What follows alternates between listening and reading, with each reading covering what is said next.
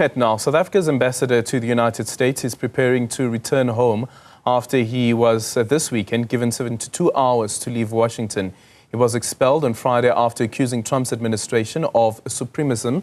The presidency says that the move is regrettable and remains committed to building a mutually beneficial relationship with the White House. Johanna Leblanc, who is a national security law and foreign relations expert, is now joining us live from Washington to have this conversation. Johanna, very good afternoon to you, or good morning. Thank you so much for making time for us this morning. I guess evening on your side. But tell us what the take is around the action that has been taken by Marco Rubio, and also what the communication channel that was used to expel our ambassador to the United States. What has the reaction been from your end, at least? Good morning, Al. It's really a pleasure joining you. It's 2:21 a.m. here in the nation's capital. But let me tell you this. You know, the expulsion of South Africa's ambassador to the United States is certainly a rare move by the U.S. State Department, right? And also giving him roughly 72 hours to leave the country. And I also will say this. This is not an isolated incident, right? As we know, South Africa's relationship with the United States have been strained by policy disagreements. South Africa's land expropriation laws, its genocide case against Israel at the ICC, and its growing ties with BRICS nations like China and Russia have fueled Washington's displeasure. But I think it's important for us to note that under the Convention on Diplomatic Relations of 1961, and that is the Vienna Convention that I'm talking about, under Article 41, Section 1, it makes it very clear that diplomats, while they enjoy immunities and certain privileges, but they shall not engage or interfere in the internal affairs of their host nation. And here, you know, there's evidence of the ambassador discussing President Trump being a white supremacist and so on. And that information was was shared with the State Department and ultimately led to expulsion. So while I think it's regrettable, but we also have to look at what the rule says under the Vienna Convention, which is the convention that regulates the conduct of diplomats. Yeah, and I have the convention open here, Article 41 that you're referencing. Without prejudice to their privileges and immunities, it is the duty of all persons enjoying privileges and immunities to respect the laws and regulations of the receiving state. They also have the duty not to interfere in the internal affairs of that particular state. Does the remarks made by the ambassador amount to interference in internal affairs?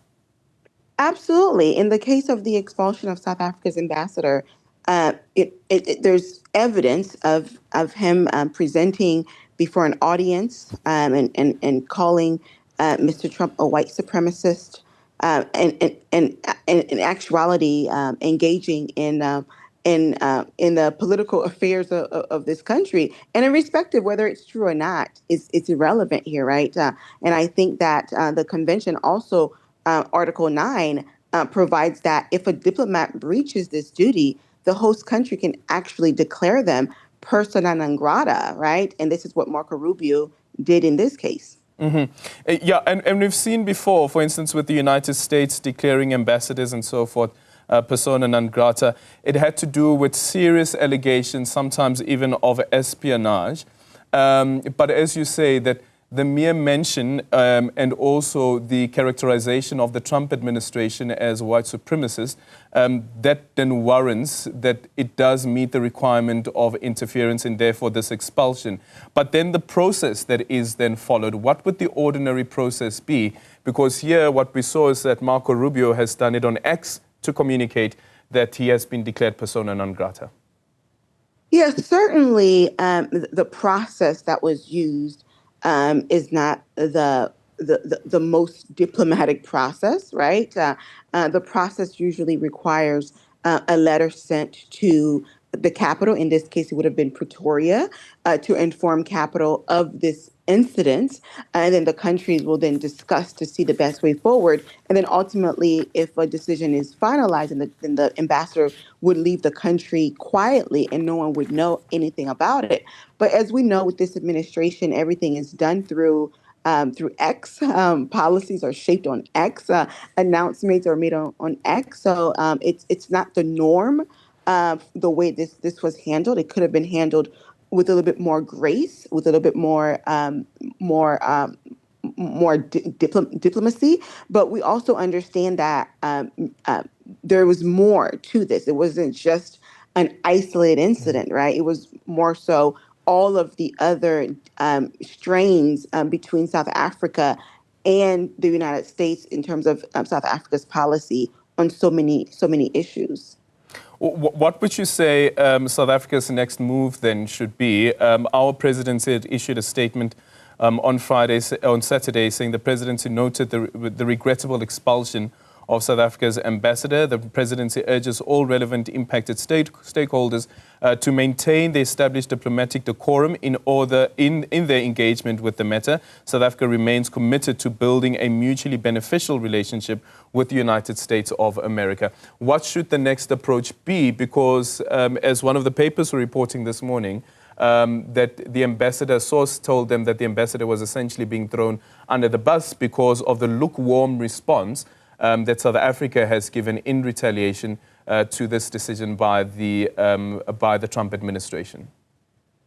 I think South Africa's response was very diplomatic because, again, I think a lot of times the outside folks think about their emotions, and diplomats, you can't respond in an emotional manner. You have to respond in a very strategic and diplomatic manner. So I think South Africa's response was right on. But I also think that the expulsion of the ambassador is definitely a wake-up call, right? But not a breaking point.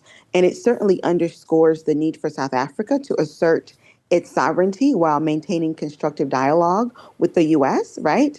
And we've weathered diplomatic storms before. Think about and I think that South Africa have weathered diplomatic storms before. When you think about the anti-apartheid era, and South Africa emerged even stronger. So I think it's an opportunity for South Africa to engage with a firm in Washington to help South Africa to navigate Washington, because I understand that South Africa historically has not used lobbying firms to support some of its efforts in Washington. They've relied on their diplomats, which are incredibly talented, incredibly skilled.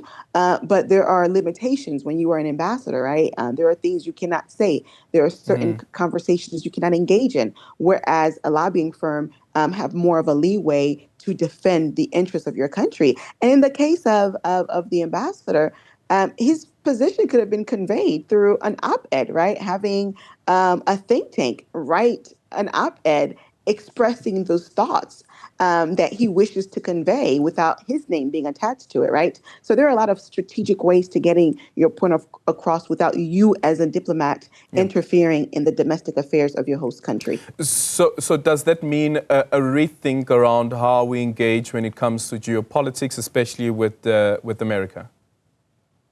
Absolutely. And I think what's also important is that I think on the U.S. side, I think it's important for the U.S. to be mindful that in the context of Africa, South Africa is a superpower, right? When South Africa is impacted economically or otherwise, countless countries around South Africa are too impacted economically and otherwise. So I think that the United States has historically enjoyed a trade surplus with South Africa under AGOA. But as we know, AGOA is more likely not to be renewed.